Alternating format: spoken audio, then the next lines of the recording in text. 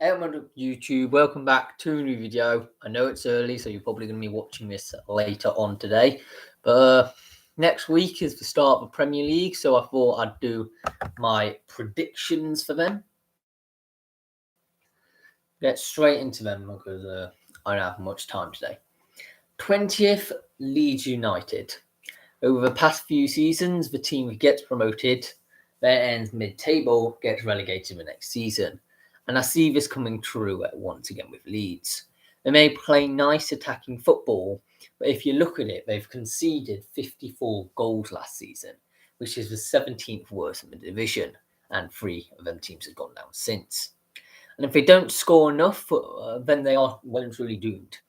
I also dislike Leeds, which may have something to do with it. 19th, Watford. Where they finished last time they were in this league, I don't think their squad has improved that much since last time. They still change managers ridiculously quickly. Therefore, a combination of this will result in them being relegated and potentially a yo-yo club. 18th, Brentford. I know a lot of people are thinking that this club will be dark horses, but I learnt my lesson in the Euros. The last time that Brentford was in the top flight was in 1946-47, which was a long time ago, and therefore do not have the experience to be an instant success. They do have some good players, but most of them are unknown at this level. This means that they will be relegated. 17th, Everton. This is my first ridiculous call of this prediction video. However, they have lost their great manager of Carlo Ancelotti and replaced him with Rafa Benitez, who is very much hated amongst the fan base for what he said about the club. I reckon it will be a bit like Newcastle with mass unpopularity relating to performances on the pitch. Therefore, he will be sacked and they'll bring in another manager who plays boring football and will survive, but only just. 16th, Southampton. Try and tell me with a straight face that last season was good enough for their standards. You would probably say no, of course not, and you would be correct. However, the man who led them to 15th last season is still at the club, and as long as that continues, they will struggle. The ideal time to get Hasenhüttl would have been after losing the second 9-0. But no, they've stuck with him and will reap their just rewards with a really bad season. Also, I believe that the striker has gone as well to Aston Villa, Danny Ings. So, yeah. 15th, Aston Villa. They might be better since I made this, but tell me where you think the Villa would be without Grealish, and then you will see why I've put them this low. The squad without him are lower mid-table to relegation strugglers, and that is where I've put them. This is because Grealish will not step, as you see, onto Man. Dean Smith is not an amazing manager. He just has an amazing player at his disposal. But there are other great players in there, don't get me wrong. You've got the likes of Mings, you've got Emily Bowandir, who's been brought in. You've now got Danny Ings. So they have replaced him. But I don't think it's quite enough, to be honest. 14th, I've got Crystal Palace. This is normally where they finish, and nothing is going to change. Yes, Hodgson has left, but the vast majority of the squad remains, and Patrick Vieira is a mid-table manager, and so is a natural fit with Palace. 13th, Tottenham Hotspur. With Kane almost guaranteed to leave this summer, and the rest of the squad being awful, and the manager being mid-table finisher last season, we cannot deny that we are about to witness the greatest fall of the club since Sunderland slumped into League One. Yes, they still have good players like Lloris and Son, but it's just not good enough if they want to be trying to push for Europe. 12, Wolverhampton Wanderers. Wolves are still a good squad and will reach mid-table, despite the loss of their manager. They have replaced him with one of the best in Portugal, what a surprise, with Bruno Lage, and with the squad, still basically being in Portuguese and full of players, they will finish a comfortable mid-table. 11th, Burnley.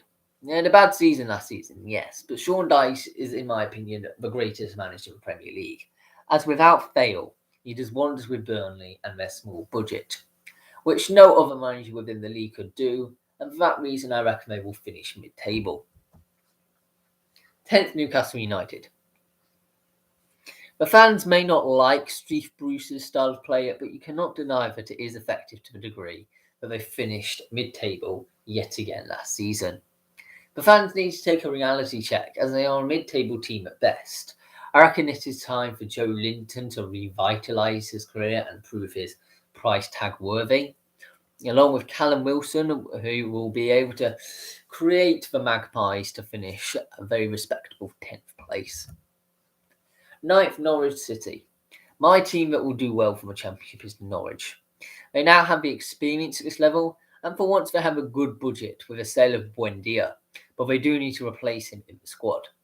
I do not think Pukki this time will take the limelight and score for.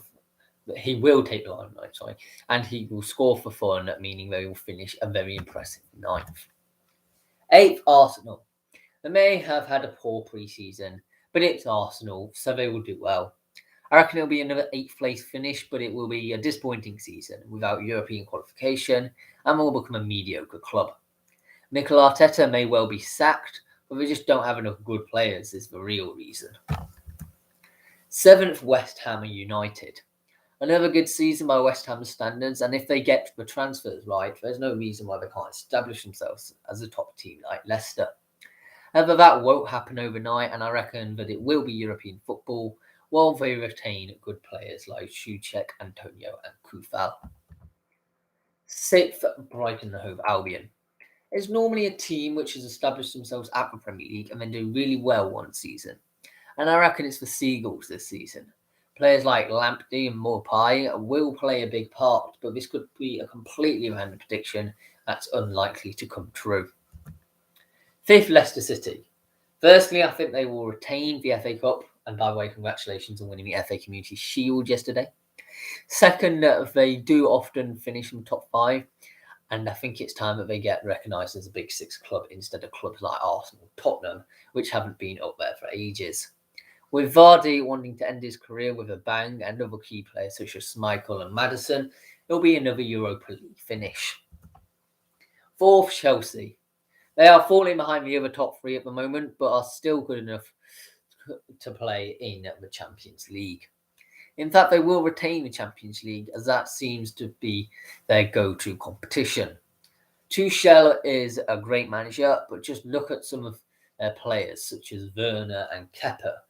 You just have to think that Abramovich will run out of money one day and the club will collapse. But at the moment, it will be another Champions League spot. 3rd, Manchester City. May I dare say that they will become complacent and satisfied with what they have won.